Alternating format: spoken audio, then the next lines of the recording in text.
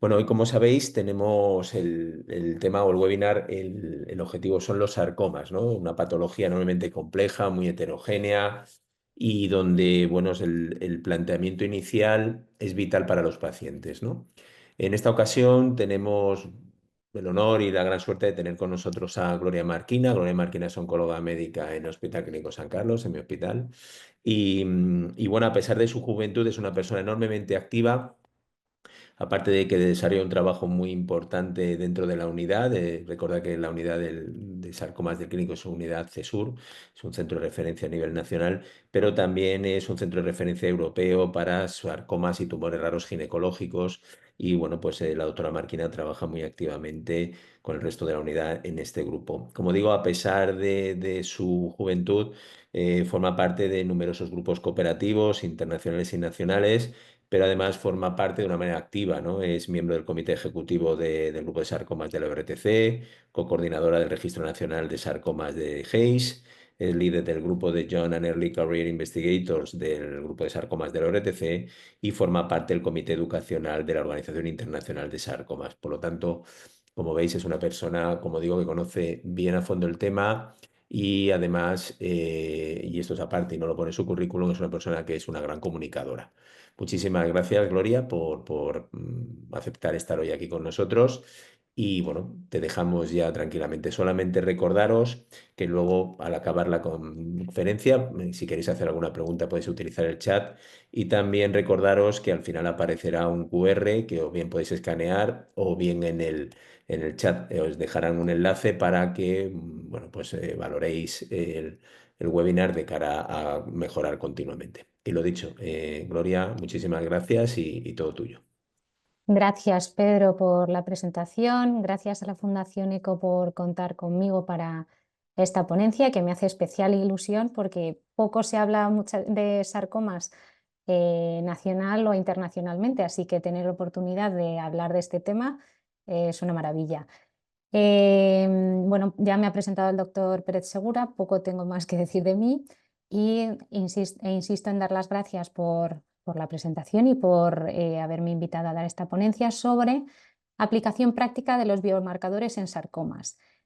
No quiero defraudarles y la que avisa no es traidora, que no va a ser igual que la ponencia de la semana pasada, que fue sobre cáncer de pulmón, donde se ha avanzado muchísimo y tiene muchísima aplicación práctica todo este tema de biomarcadores en ese cáncer. Pero no por ello no es importante que se queden estos siguientes 20-25 minutos, porque podrán llevarse a casa cuestiones que están ahora mismo justo en investigación y cuestiones que se están poniendo ya en práctica, pocas, pero algunas hay. Estos son mis conflictos de interés. Y en los siguientes 20-25 minutos, como ya he indicado, este es el índice que voy a seguir. Voy a hablar sobre una introducción en sarcomas para que todos estemos o sea, eh, atentos a qué es esto del sarcoma y los biomarcadores en el mismo. Tratamientos dirigidos según biomarcador en sarcomas, y aquí lo voy a dividir en según alteración molecular, voy a hablar de GIST y después según histotipo de sarcoma de partes blandas, para después finalizar con las conclusiones. Como introducción y la definición de la Real Academia Española de la Lengua, biomarcador significa se define como una sustancia que indica la presencia de material biológico o de un proceso fisiológico y que se emplea para diagnosticar una enfermedad. Yo además le añado un matiz más, y es que en oncología, o al menos los oncólogos clínicos, los oncólogos médicos, también utilizamos estos biomarcadores para poder predecir la respuesta a un tratamiento. Los sarcomas, que es el tema que nos compete hoy, son tumores raros, son de un 1 al 3% de todos los cánceres. Si bien es cierto que en España no tenemos un número exacto de pacientes con sarcomas al año, hacemos extrapolación de lo que hay en otros países. Por eso estamos llevando a cabo el Registro Nacional de Sarcomas dentro del Grupo Español de Investigación en Sarcomas, el grupo HAES. Con esto iremos en un futuro al ministerio para decir, estos son los pacientes con sarcomas, o esta es más o menos la cantidad de pacientes con sarcomas en España. Les invito a unirse a este registro para poder tener un número más o menos aproximado de sarcomas en España. Actualmente hay más de 150 subtipos divididos en 3 grandes entidades: La primera y más importante, aunque viene la última en estas tres, es el tumor del estroma gastrointestinal. Son sarcomas, aunque algunos compañeros digan que no, sí, son los sarcomas más frecuentes. Después tenemos los sarcomas de partes blandas y los sarcomas óseos. El tratamiento debe ser multidisciplinar. No solo los oncólogos médicos participamos en el tratamiento de los sarcomas, tienen importancia todos y cada uno de los compañeros del comité multidisciplinar y que sepan y que deben de tener muy en cuenta que hay centros de referencia nacional en sarcomas en España. Les invito a que se informen sobre ello. No es el tema que compete a esta ponencia, pero si necesitan alguna aclaración se la puedo dar en las preguntas y respuestas. En sarcomas, el hito en cuanto a tema biomarcadores que podemos decir en los últimos años ha sido la publicación de The Cancer Genome Atlas en 2017. Este Cancer Genome Atlas analizó 206 muestras de sarcomas, pero solo de 5 subtipos: leiomiosarcoma uterino y de partes blandas, liposarcoma desdiferenciado, mixofibrosarcoma y sarcoma pleomórfico indiferenciado. Recuerden que he explicado justo hace un minuto que hay más de 150 subtipos diferentes, por lo tanto aquí tenemos un límite y es no tenemos información sobre todos los sarcomas. Y además este Cancer Genome Atlas se realizaba el análisis sobre muestras en fresco o congeladas, es decir, no son muestras parafinadas, lo cual implica que es un poco más complicado ponerlo en práctica hoy en día. Con este cáncer, lo que se detectó en este Cancer Genome Atlas dentro de estos 5 subtipos es que dentro de los leiomiosarcomas, los sarcomas uterinos como tal tienen mal pronóstico en general. De ahí que no se gradúen, siempre son un alto grado. Los leiomiosarcomas de partes blandas había 2 tipos diferentes o se pueden detectar por biomarcadores 2 subtipos diferentes dentro de los leiomiosarcomas de partes blandas. Están los que tienen más metilación o los que tienen un perfil más inflamado o menos metilación. Estos últimos tienen un mejor pronóstico respecto a los que tienen mayor metilación y tienen un peor pronóstico. Se clasifican en C1, C2, pero hoy en día esto solo es en el laboratorio, no lo utilizamos desgraciadamente en práctica clínica. En mixofibrosarcoma y en sarcoma pleomórfico indiferenciado son unos sarcomas que pueden ser más o menos el mismo espectro dependiendo de la indiferenciación, pero no se ha podido detectar ninguna alteración, especialmente un biomarcador que podamos utilizar en la práctica. Y en liposarcoma desdiferenciado se utiliza la metilación o la hipometilación para también el mejor, o sea, se ha visto que puede tener mejor pronóstico a aquellos pacientes que tengan un liposarcoma desdiferenciado hipometilado. Esa metilación predice la supervivencia, pero igual que pasa con los leiomiosarcomas de partes blandas, no podemos utilizarlo hoy en día en práctica clínica. Lo que utilizamos todavía es la clasificación de la Organización Mundial de la Salud, que la última clasificación fue de 2020. Aumentaron los subtipos de sarcomas. Partes blandas, 117 entidades, 4 entidades de sarcomas indiferenciados de células pequeñas y redondas y 54 entidades de sarcomas óseos. Por eso he dicho inicialmente que hay más de 150 subtipos diferentes. Y esto es algo que deben tener en cuenta, que esta clasificación básicamente se basa en la experiencia del patólogo. Hasta un 38% de las muestras que llegan a un centro de referencia, según las publicaciones, nosotros tenemos un poco menos de porcentaje, pero quédense con el dato, hasta un 38% de las muestras que vienen de otro centro a un centro de referencia diagnosticado como sarcoma, se puede cambiar el diagnóstico dentro de un centro de referencia. Es decir, lo básico para poder hablar de sarcoma es que el patólogo sea experto. Y hoy día 29 de enero de 2025 eso sigue igual.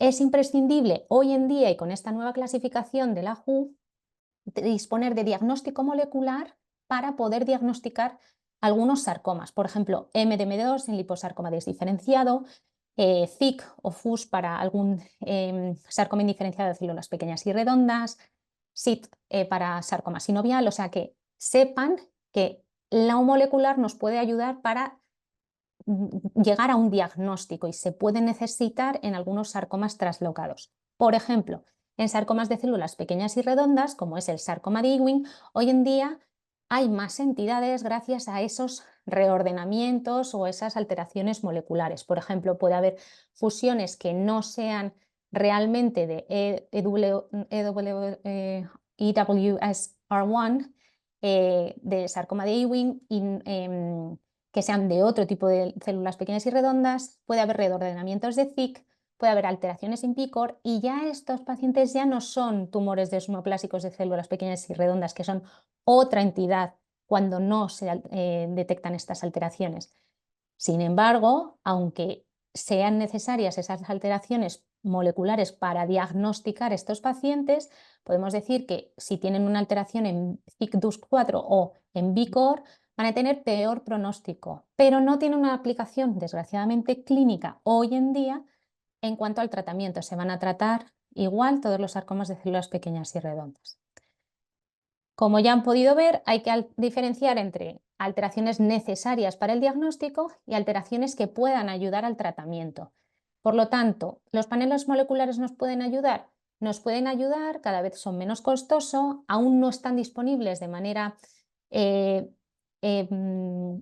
universal para todos los pacientes, por lo tanto hay un problema de acceso y equidad, pero en ciertos pacientes con sarcomas donde quizás no haya más opciones de tratamiento, pues podemos intentar detectar si hay NTRK, RET, ALK u otros como EDM2.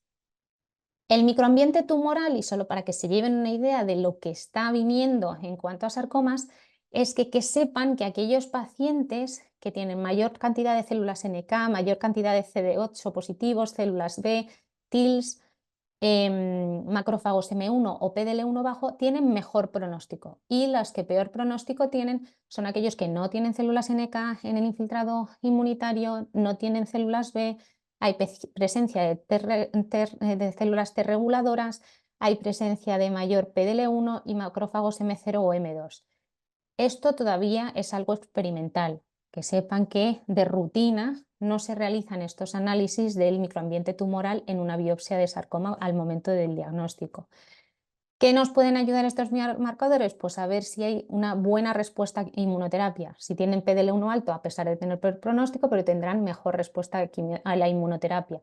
Si tienen más CD8 positivos, si tienen más células B o TILs, y resistencia a inmunoterapia son aquellos que no expresan PDL1 o tienen bajo infiltrado inmunitario, extrapolable a otras patologías. Pero bueno, esto es lo que hoy en día está un poco viniendo en sarcomas. Entonces, pasando a lo práctico, al oncólogo médico que le puede interesar, o al clínico, al profesional sanitario, de tratamiento dirigido según biomarcador, pues vamos a ir según alteración molecular. Pues según alteración molecular, lo que más se ha publicado en sarcomas en los últimos años ha sido NTRK. NTRK solo tienen alteración en NTRK un 1% de los pacientes con sarcoma, sobre todo los fibrosarcomas pediátricos.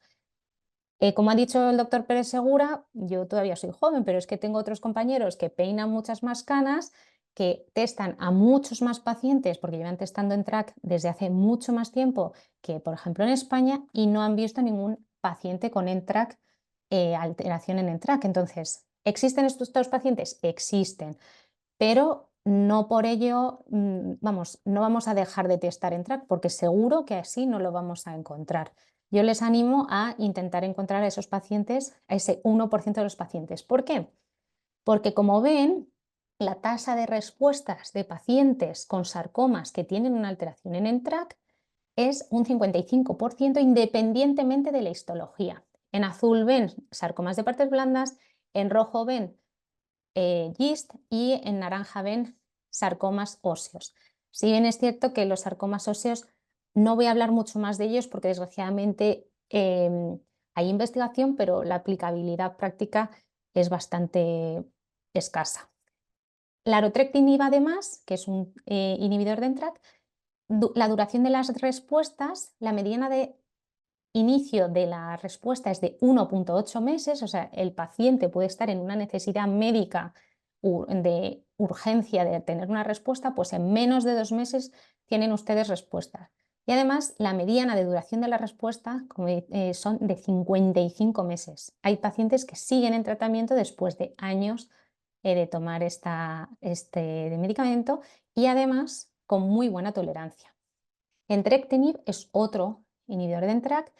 La tasa de respuestas parecida al larotrectinib, si bien no hay estudios comparativos entre uno y otro, en este caso 57,7% de las tasas de respuestas, y la mediana de duración de las respuestas es 15 meses. Los datos han sido los de larotrectinib publicados recientemente en el Congreso Mundial de Sarcomas de 2024 y los de entrectinib en 2022. Los pacientes con tumores del estroma gastrointestinal, con GIST, son los que más son en los que más se ha investigado las alteraciones moleculares y se ha visto, o bueno, hoy en día se sabe que la mutación en KIT lo presentan un 75% aproximadamente de los pacientes con GIST y un 10% más o menos pueden presentar alteración en PDGFR-alfa.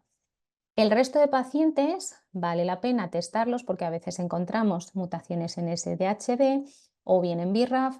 Si bien es cierto que para tratamiento dirigido para esas alteraciones hoy en día de SDHB no hay, hasta donde mi conocimiento llega, y en BRAF sí que es cierto que no hay datos dentro de GIST de tratar con las terapias anti-BRAF, aunque no sería una locura. Como ven, en este panel, las alteraciones que pueden ser más frecuentes en GIST, se las señalo aquí, son el exón 11, el exón 13, el exón 17 o 18. En estos pacientes, ven aquí en la columna de la izquierda que están las diferentes terapias que utilizamos en GIST. Primera línea con imatinib, segunda línea generalmente sunitinib, en ausencia de ensayo clínico, regorafenib, avapritinib, ripretinib. ¿Qué ocurre? Pues que, como ven, no todas las alteraciones, las mutaciones que tienen los pacientes en GIST son sensibles a todos los fármacos. Por ejemplo, la mutación en exón 13 se caracteriza por ser de menor sensibilidad o casi resistencia a imatinib, y esto hay que tenerlo en cuenta porque es importante testar a los pacientes al diagnóstico de un GIST metastásico porque te puede predecir la respuesta a una imatinib o incluso si tiene una alteración que sea ya de resistencia, poder cambiar el tratamiento de entrada. Las implicaciones de las alteraciones, por ejemplo, en el exón 11, dos ejemplos, es, por ejemplo, si tenemos una delección en los codones 557 y 558, va a ser diferente que tenga el paciente una duplicación en el exón 11. ¿Por qué? Porque el pronóstico del paciente va a ser diferente. Las delecciones en los codones 557 y 558 son de peor pronóstico, son tumores de alto riesgo, más de 5 centímetros, suelen ser más jóvenes los pacientes y, como he dicho, peor pronóstico con una menor supervivencia libre de recaída. La frecuencia de estas alteraciones en el exón 11 las tenemos gracias a registros que ya llevan mucho tiempo recogiendo datos de pacientes, son registros nacionales como el registro polaco o el registro noruego. En cuanto a las duplicaciones, cambia por completo el pronóstico del paciente, porque la localización, aunque puede ser también gástrica, el pronóstico es excelente, tiene un comportamiento clínico benigno y eso nos puede ayudar también para poder informar al paciente y valorar si es necesario iniciar un tratamiento, por ejemplo, adyuvante o cuál es la expectativa a la hora de iniciar un tratamiento en enfermedad avanzada. Hay una alteración en GIST que es de resistencia a imatinib, que es la PDGFR-alfa D842V. En esta alteración hay un fármaco que hoy en día está aprobado para estos pacientes, que es el avapritinib, con una tasa de respuestas de estos pacientes de 91% y un beneficio clínico del 98%, con una mediana de duración de la respuesta de 27,6 meses. Si bien es cierto que son muy pocos pacientes los que tienen esta mutación, en el ensayo clínico se incluyeron 56 pacientes, 11 de ellos eran primera línea, pero es que vale la pena testar estas mutaciones porque puedes encontrarte estos pacientes que se benefician claramente. Son pacientes que incluso pueden morir si no inician un tratamiento adecuado, es decir, imatinib desgraciadamente les es poco efectivo y con avapritinib la mediana de supervivencia libre de progresión fue de 34 meses. Pasamos al segundo histotipo, que es lo clásico, pero es lo que todavía sigue en boga y lo que hoy en día se tiende a realizar en los ensayos clínicos. Por ejemplo, en leiomiosarcoma sabemos que es un genoma complejo, tiene bajo infiltrado inmunitario y hay que diagnosticar a los pacientes con leiomiosarcoma porque tenemos ensayos clínicos específicos que han demostrado un beneficio en los pacientes con leiomiosarcoma. Por ejemplo, este fase 3 que se publicó ya en el New England el año pasado, en Journal of Medicine, pacientes en primera línea que tenían leiomiosarcoma uterino o no uterino, que eran localmente avanzados o metastásico, se comparaba la doxorubicina dosis estándar con la combinación de doxorubicina trabectedina, 6 ciclos y seguido de mantenimiento. Antes de iniciar ese mantenimiento se podía valorar cirugía en el paciente. El objetivo primario del estudio fue la supervivencia libre de progresión. Como ven, la combinación duplica la supervivencia libre de progresión de la monoterapia con doxorubicina, o sea, objetivo primario cumplido, y lo que es más importante, bueno, mejor dicho, aunque no es un objetivo primario, no es menos importante la supervivencia global, donde se ve que la combinación da una supervivencia global de 33 meses frente a 23 meses. ¿Por qué es importante tener una revisión de anatomía patológica o estar realmente convencidos de que estamos ante un paciente con leiomiosarcoma? Porque le podemos ofrecer estas terapias que claramente pueden mejorarle muy mucho la supervivencia, incluso pueden llegar a curar. En cuanto al sarcoma alveolar de partes blandas, sabemos que es uno de los sarcomas traslocados. Es importante y fundamental realizar el estudio de esta traslocación para poder diagnosticarlo. Y hoy en día sabemos que este sarcoma tiene una alta expresión de CD163 y eso significa que tiene alto ratio M2 frente a M1 o los macrófagos M1, M0. ¿Esto por qué es importante o por qué se ha llegado a esa conclusión? ¿Por qué digo esto? Porque se ha visto que este sarcoma es uno de los que mejor responde la inmunoterapia y de ahí este New England del año pasado, del año 2023, perdón, que demuestra que atezolizumab es un cambio de estándar en el tratamiento del sarcoma alveolar de partes blandas. A pesar de no ser un fase 3, son pocos pacientes, no es el sarcoma más frecuente, es un fase 2. Podría ser en cualquier línea de tratamiento, hasta 8 líneas previas reciben los pacientes, aunque si bien es cierto que la mayoría de pacientes, un 48%, recibieron ese tratamiento en primera línea. Se incluyeron solo 52 pacientes y recibían atezolizumab 1.200 miligramos cada 3 semanas. El objetivo primario del estudio se cumplió. La tasa de respuestas fue de un 37%, una de ellas completa. Se consiguió un 53% de estabilizaciones y tan solo un 10% de progresiones. Como digo, un nuevo estándar de tratamiento. La supervivencia libre de progresión fue de 20,8 meses y vale la pena detectar estos sarcomas, la traslocación que tienen y tratarlos con este tratamiento. En cuanto al tumor tenosynovial de células gigantes, tiene esta traslocación CSF1 Col6A3, lo que induce una sobreexpresión de CSF1 y esto es importante porque no se analiza de rutina. Se sabe que estos pacientes tienen sobreexpresión en el tumor de CSF1. Este tumor no tiende a dar metástasis, pero sí es muy localmente agresivo y eso implica que son pacientes jóvenes, sobre todo con afectación de la sinovial de las rodillas y que pueden inducir una artrosis y unos problemas de movilidad graves en pacientes con 20, 30, 40 años en plenas facultades y pueden implicar pues, que tengan que llevar una prótesis o tengan que tener mucho deterioro de la calidad de vida. ¿Qué hacemos en estos pacientes cuando tienen un tumor tenosynovial de células gigantes de tipo difuso, que no puede ser operado, pues intentamos añadir un tratamiento anti-CSF1. Hasta hace poco utilizábamos imatinib o nilotinib, o hasta hace poco o seguimos utilizando, que son inhibidores no selectivos de CSF1 que no está dentro de ficha técnica, pero se sabe que son inhibidores selectivos de CSF1 y mejoran en estos pacientes la calidad de vida. Pero hoy en día hay fármacos dirigidos frente a esa alteración, que es pexidartinib, que está aprobado por la EMA, perdón, por la FDA. No está aprobado por EMA porque hubo una serie de muertes tóxicas durante el ensayo que dio la aprobación por FDA, y la EMA no va a aprobar a este fármaco. En cambio, hay otro fármaco que es vimseltinib, que está pendiente de la decisión de la EMA, que se ha testado en un ensayo clínico, que es el ensayo MOTION, y que mejora sustancialmente la calidad de vida de estos pacientes con tumor tenosynovial de células gigantes.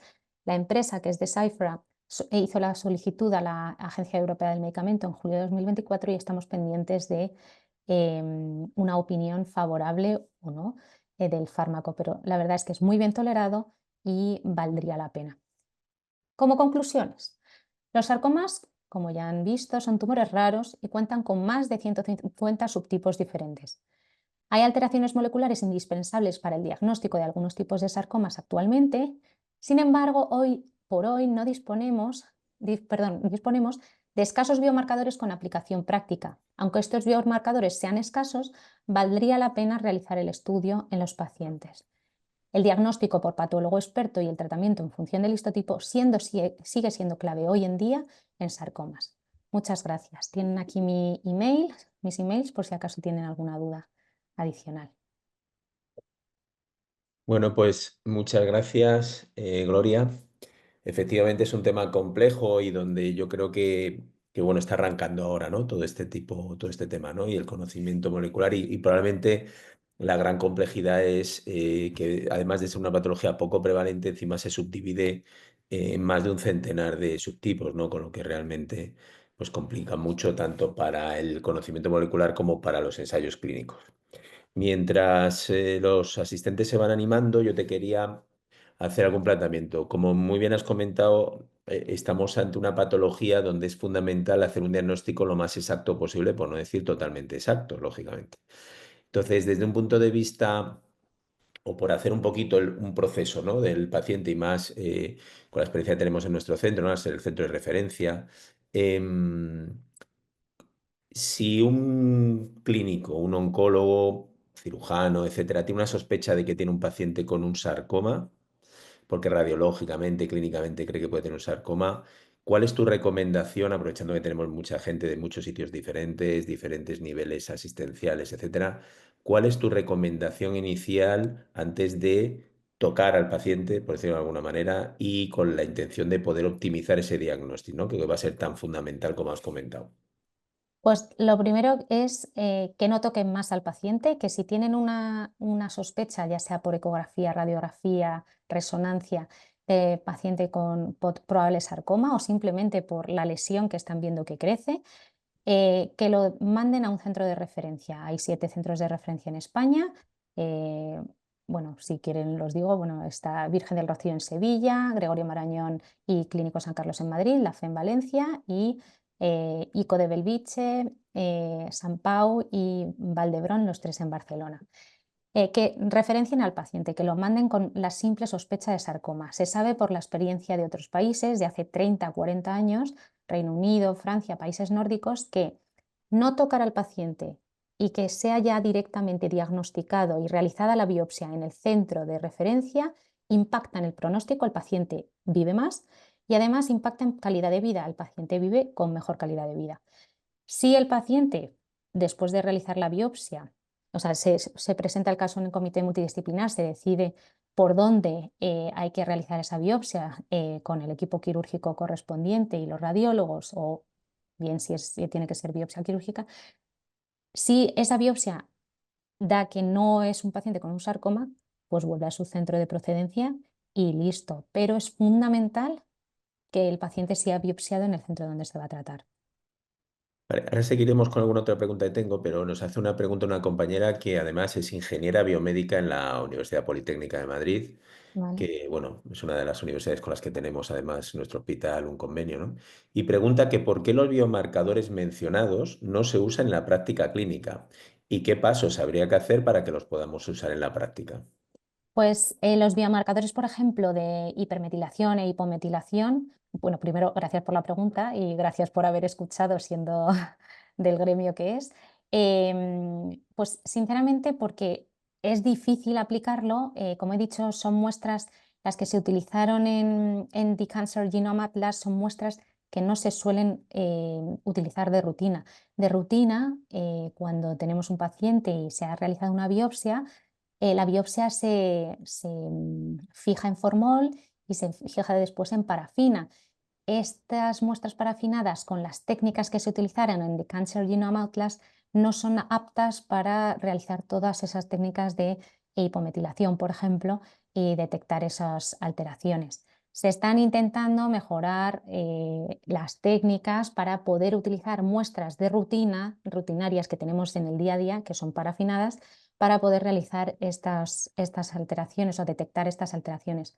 Pero hoy en día, hasta donde mi conocimiento llega, no hay ninguna aplicación práctica. Vale, pues yo voy a seguir preguntándote. Bueno, ya tenemos a ese paciente que nos lo han remitido desde otro centro con la sospecha, ¿no? De que tenemos un Ujú. sarcoma. Entonces, bueno, el paciente se presenta en un comité multidisciplinar y se decide un abordaje, lógicamente, para la toma de muestra, el que sea, o bien ir a una cirugía ya directamente, o toma de biopsia y tal. Desde el punto de vista de diagnóstico, estamos hablando ahora de determinaciones moleculares para el diagnóstico. Seguimos valorando como más importante o primer paso, no digo el más importante, pero el primer paso, el diagnóstico hematoxilina eosina por parte del patólogo y luego a partir de ahí ya iniciamos un proceso molecular o se inicia o se debería iniciar ya el estudio molecular desde que se le estirpa al paciente esa lesión.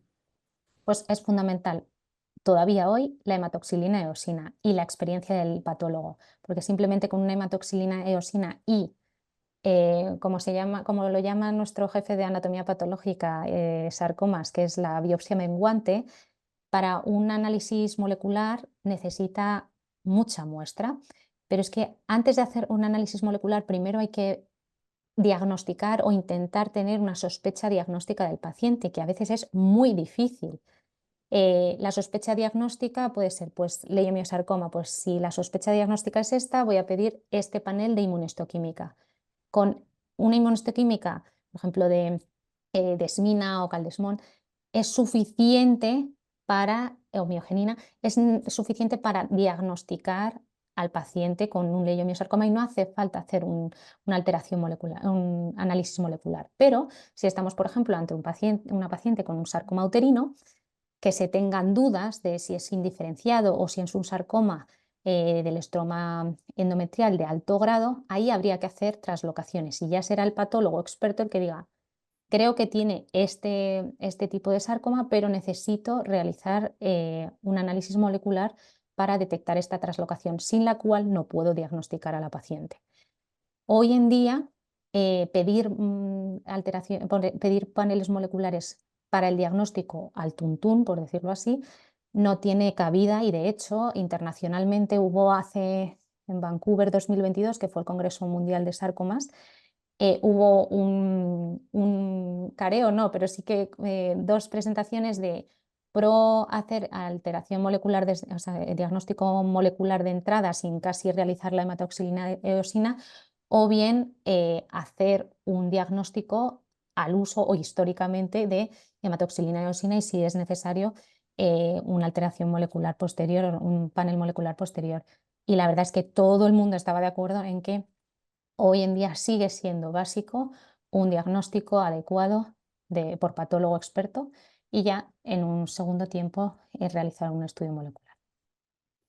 O sea que realmente no era una reunión de a favor o en contra, todo el mundo estaba a favor, ¿no? O O sea, sea, vamos, o sea, el que intentó mantener la postura de es fundamental hacer un panel molecular ya de entrada, es que, bueno, dio razones, pero no eran de peso, la verdad, todavía. Hoy por hoy con el conocimiento que tenemos. vale, pues ya hemos dado el siguiente paso y ya tenemos un poco orientado con la hematoxilina eosina qué tipo de sarcoma podemos tener, ¿no? Y vamos a tomar la decisión de hacer estudios moleculares. ¿Cuál sería el planteamiento? ¿Hacer estudios dirigidos o hacer paneles amplios de secuenciación masiva? ¿Cuál sería el planteamiento siguiente? Pues tendríamos que ver qué panel es el que ofrece las translocaciones, porque no todos los paneles moleculares que hoy en día hay comercializados, o bien paneles in-house, es decir, paneles que tiene cada hospital, habría que ver qué panel es el que dispone de alteraciones tipo translocación tipo Ewing. Habría que ver qué panel es el que dispone de esas alteraciones. De lo contrario, por mucho panel molecular que hagas, no estás realmente buscando o encontrando lo que quieres buscar. Es más un comentario, ¿no? Pero yo creo que va en la línea que tú has comentado al principio sobre el tema de los centros de referencia, ¿no? Y hay una compañera que dice, el problema es que la mayoría de las veces el diagnóstico de sarcoma lo da el patólogo original, no el del centro de referencia, y lo hace con lo que puede y o tiene a mano. Los Claro. comités multidisciplinares vienen generalmente después del diagnóstico inicial, ¿no? Este es, yo creo que por eso hablábamos o insistía yo en el tema de una sospecha, ¿no? En una sospecha, que en el momento de sospecha ya hay que contactar con alguno de los centros antes de hacer nada, porque es muy importante, ¿no? Una compañera hace otra pregunta, dice, enhorabuena, excelente exposición. ¿Se puede acceder al bimseltinib a día de hoy a través de algún acceso precoz o acceso No, asistido?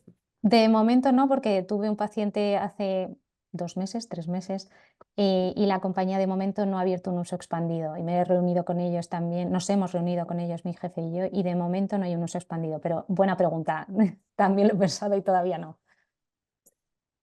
Muy bien, pues seguimos avanzando con el paciente. Ya hemos hecho el estudio molecular, hemos perfilado al paciente, tenemos una diana accionable. ¿Qué papel juegan las rebiopsias, no? Siempre estamos con el tema de las rebiopsias en oncología en general para ver cómo cambia el tumor y en función de eso poder tomar una decisión terapéutica más acertada. ¿Qué papel juegan las rebiopsias en sarcomas? De momento, salvo que sean pacientes que se puedan beneficiar de una siguiente cirugía, que en sarcomas sí que está más establecido el hecho de realizar una metastasectomía, es decir, hacer cirugía de la metástasis en caso de ser metástasis única o oligoprogresión. La rebiopsia, como por ejemplo en otras patologías, cáncer de mama, de ver si ha cambiado el espectro de receptores hormonales positivos a triple negativo, hoy en día no tiene, hasta donde mi conocimiento llega, un papel en ese sentido de dirigir el tratamiento. Si bien es cierto que a veces sí que podría ser importante hacer una rebiopsia si no tenemos suficiente material para hacer un estudio molecular en caso de que el paciente ya se esté quedando sin opciones terapéuticas, en cuyo caso pues sí que tendría un papel porque se necesita muestra para hacer ese análisis y bastante muestra, generalmente. Bueno, en relación con este tema, bueno, estamos siempre con el tema, aunque es un tumor en el que suele haber material, ¿no? Y normalmente puede ser accesible, pero ¿cómo ves el papel de la biopsia líquida en sarcomas? ¿Crees que tiene lugar en este momento a plantear, si no es muy importante el tener un estudio molecular continuado del paciente y luego son tumores en los que solemos tener enfermedad accesible muchas veces, aunque sea con unas cirugías? ¿Cómo ves tú el posicionamiento de la biopsia líquida en sarcomas así ahora en los próximos años, por ejemplo? Pues a ver, se está desde los pacientes con GIST es de donde más se ha estudiado el tema de la biopsia líquida, porque a veces no son pacientes con lesiones que sean biopsiables y accesibles fácilmente. Sí que se ha visto que puede tener un papel y sí que se ven las alteraciones en los exones o mutaciones de resistencia. Lo que pasa es que la biopsia líquida hoy en día no está ampliamente estandarizada porque básicamente simplemente los tubitos que se utilizan para biopsia líquida cuestan mucho. Entonces, salvo que se tenga un proyecto específico en la materia, es muy difícil justificar la utilización de ese tipo de material caro en el día a día. Hay un proyecto, por ejemplo, muy bonito en Toronto que intentan utilizar esta biopsia líquida que se está desarrollando hoy en día en leiomiosarcomas en pacientes que han sido tratados o se tratan durante el tratamiento se va extrayendo diferentes muestras para ctDNA y después en el seguimiento y lo que se intenta es predecir una recaída sin necesidad de hacer o tantas pruebas de imagen o sin necesidad de que el paciente tenga una sintomatología de recaída. Pero lo dicho, son hoy en día metodologías caras y que, bueno, pues es difícil de justificar en práctica clínica. Y bueno, ya para finalizar, la última pregunta, que yo creo que es obligada, ¿no? ¿Cómo es el papel de la inmunoterapia en sarcomas, ¿no? Y si ves factible, ¿crees que también PDL1 podría ser un biomarcador interesante a la hora de decidir qué pacientes se pueden beneficiar? Es complicado, igual que ha pasado en otras patologías, PDL1 puede estar sobreexpresado o elevado, pero quizás no tener un papel. Sí que hay sarcomas, el sarcoma pleomórfico indiferenciado. Se han hecho estudios en inmunoterapia en sarcomas. Por ejemplo, el SARC-28 incluyó pacientes con leiomiosarcoma, sarcoma alveolar de partes blandas, sarcoma indiferenciado, sarcoma pleomórfico indiferenciado, por ejemplo. Se vio que generalmente, aunque tengan PDL1 más o menos elevado, sí que bueno, puede ser un posible predictor, pero no suficiente como para decir que sea el estándar para decir si un paciente se beneficia o no. Hoy en día la histología es lo que lleva a ver que, pues por ejemplo, los sarcomas pleomórficos indiferenciados tienen un cariotipo más complejo y ahí sí que tiene un papel la inmunoterapia. Y de hecho, hace poco, no lo he comentado, pero hace poco se han publicado los datos de pembrolizumab en el tratamiento neoadyuvante junto con quimioterapia de pacientes con este subtipo de sarcoma, pero solo con este subtipo. Sarcoma alveolar de partes blandas, pues se ha visto que también se pueden beneficiar. Pero hay otros pacientes que, por mucho que busques TMB alto y tal, generalmente ni disponen de ello y no se benefician, hoy por hoy. Y en sarcomas óseos pues pasa más o menos lo mismo. Desgraciadamente las muestras de sarcomas óseos al ser decalcificadas no son muchas veces aptas para estudios moleculares y es difícil de detectar el PDL1. Entonces, bueno, pues hoy en día nos guiamos todavía por el histotipo. Bueno, pues vamos a cerrar aquí ya que estamos ya en tiempo. Recordaros el tema del QR, ¿vale? Para el tema de la evaluación y los certificados. Y bueno, creo que si tuviésemos que concluir algo, ¿no? La importancia de ante la sospecha de que estemos ante un sarcoma, contactar con un centro de referencia. Ya ha comentado la doctora Marquina que, bueno, pues tenemos varios centros de referencia en sarcomas en nuestro país, por lo tanto, seguro que hay alguno más accesible. Y bueno, desde el punto de vista del desarrollo molecular, la importancia de tener patólogos expertos en este tema y que bueno, que muchas veces no tenemos por qué tenerlos en nuestro centro, sino que tengamos la posibilidad de enviar las muestras y de compartir esa información con nuestros compañeros. Muchísimas gracias, Gloria. Invitaros a los siguientes webinars de los próximas semanas, que iremos abordando otros temas. Y nada, muchísimas gracias de nuevo tanto a la Fundación ECO como a Health in Code por apoyar este tipo de iniciativas. Y muy buenas tardes a todos.